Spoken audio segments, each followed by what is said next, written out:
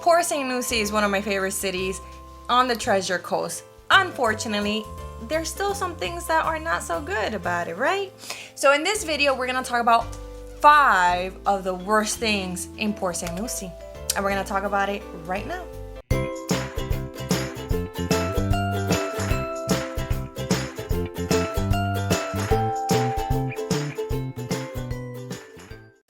Hey everyone, my name is Natalia Reinhardt, realtor with Home Sweet Home Realty on the Treasure Coast, and I post videos about the Treasure Coast and the lifestyle here every week. And so if you want to stay in tune with the area, then subscribe to my YouTube channel. Today we're gonna talk about the 5 worst things in Port St Lucie. It has to be done. We have to have the full picture about this area. So let's get started.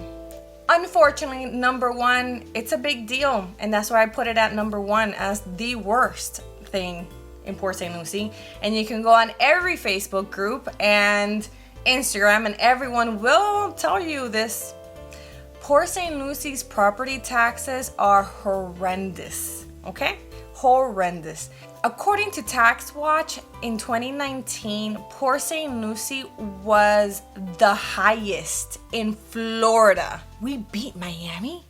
How? That makes no sense. Yes, so let's go over kind of the whys without too much detail because I'm not an expert on that. Let's pretend your home ranges around $249,000, $295,000, and you have the homestead exemption, okay? Which you absolutely need to have that if you want affordable property taxes. So you can assume more or less based on the county that you can have an annual increase of 22 to 27, something like that, dollars each year. And that's not bad at all. That's manageable when you think about it. However, when you start adding the other authorities or the other levies, then it starts adding up really fast. And so you have the school district, you have the county fire. Maybe you live in Port St Lucie or Fort Pierce, which is under the county, that those municipalities have their own levies. The South Florida Water Management, and of course the one everyone knows, the Florida Inland Navigate District, something like that. Yeah, all of that is included, just to name a few, right?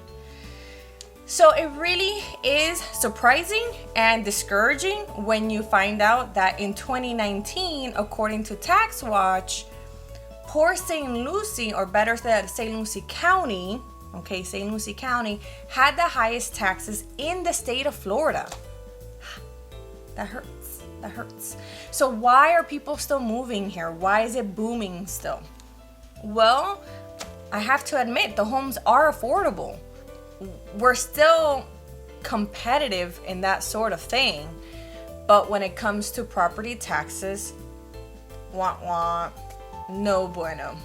One of the advantages of living on the Treasure Coast is to be near the coast, to have the beach at arm's length, drivable. You can get there in a few minutes and really enjoy what Florida's all about. Number 2, why is it hard to get to the beach for us in Port St Lucie? Well, because we don't have a bridge. We either have to go to Jensen Beach Causeway, which is south of us, and it's in another county, technically, or we go north to Fort Pierce, where they have 2 bridges. If you live near US 1, let's say east of US 1, then you can get to the beach in 15 minutes. That's not bad, that's doable. So what happens when you live in Tradition or St. Lucie West? Yeah, not as convenient. It'll take about 45 minutes to an hour for you.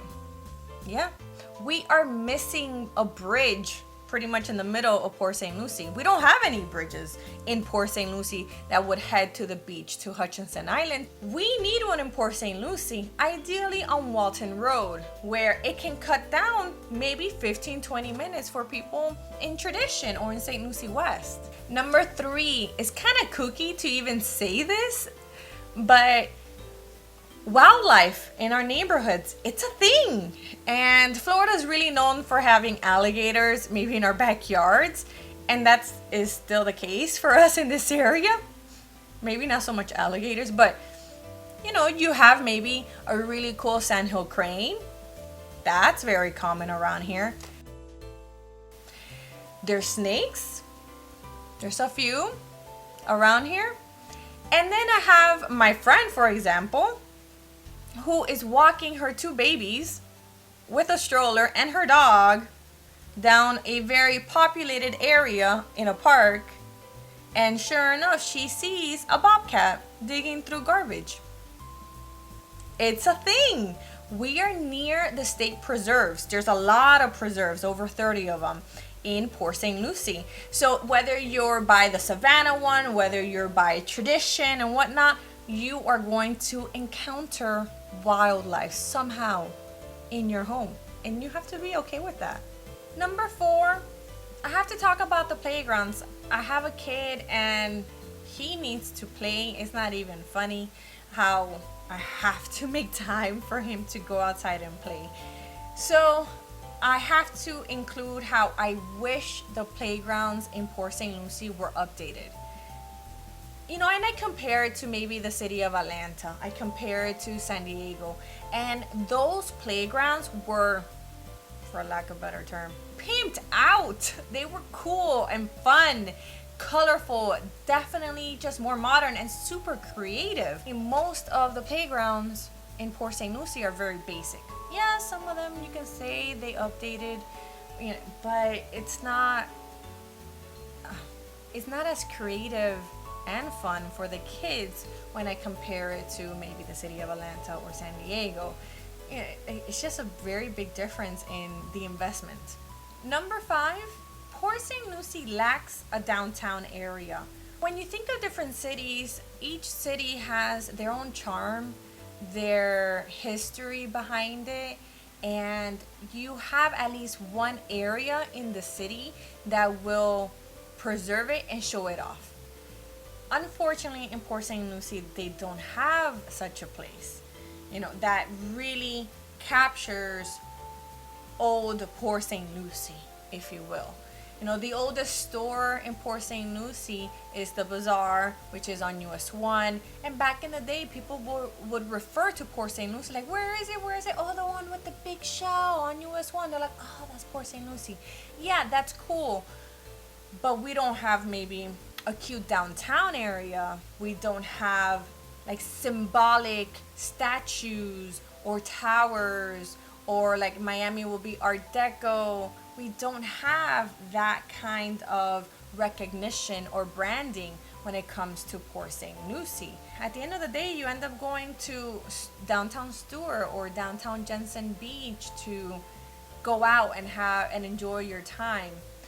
And it's cute and it has character, it's charming. Yeah, it's one of those realities about living in a city. Not every city is perfect, and I am one to be very transparent, and so I gave you the top 5 worst things in Port St Lucie and the whys.